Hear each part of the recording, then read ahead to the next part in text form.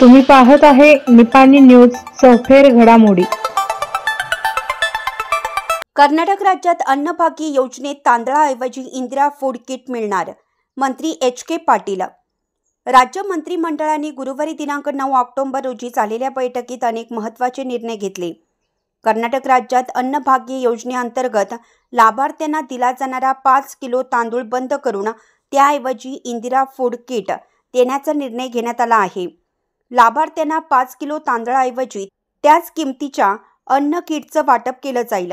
या किटमध्ये खाद्यतेल, तूर डाळ, हरभरा, साखर, मीठ आणि इतर आवश्यक वस्तूंचा समावेश असेल। किट वितरणासाठी निविदा प्रक्रिया पूर्ण झाल्यानंतर अंमलबजावणीची तारीख निश्चित केली जाईल। चॅनलला सबस्क्राइब केल्यामुळे बातम्या अपडेट तुमच्यापर्यंत लवकर पोहोचतील।